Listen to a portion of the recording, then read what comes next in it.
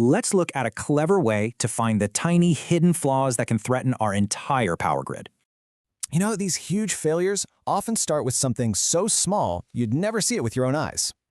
A resistance change this small, 20 millionths of an ohm, can kick off a total system failure. It's wild. See, that invisible flaw acts like a tiny heater, slowly cooking the connection until it completely melts down. These are microscopic changes we're talking about. So the big question is, how can you possibly measure it? Your standard multimeter just can't see it. Its own test leads actually hide the very fault you're looking for. So how do you measure just the connection? Well, this is where a really clever trick comes in. It's a special technique that uses 4 wires, and it's designed to get a perfectly pure reading every time. Here's the magic. 2 wires send the current, and 2 totally separate wires just measure the voltage. Because those measurement leads have no current, they only see the component's resistance. It's a pure reading. Okay, but a single perfect measurement isn't enough. A number like 45 microohms is meaningless by itself. You need a baseline to compare it to. This is the brand new reading for that specific part.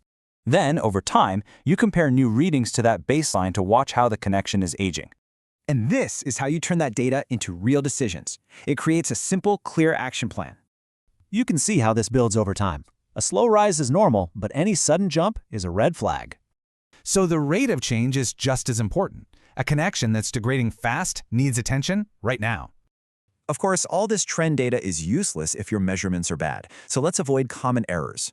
For instance, are your readings jumping all over the place, or do they just seem way too high? It might just be a dirty or loose probe. Always make sure you have a solid, clean connection. Now, what if your readings seem suspiciously low? This can actually be an even more dangerous problem. That could mean a parallel path is stealing your test current. You have to completely isolate the component. And look, Kelvin testing is just one powerful tool. It's part of a much bigger diagnostic toolkit. Again, it all comes back to this. It's not just the reading today, it's how fast that reading is changing.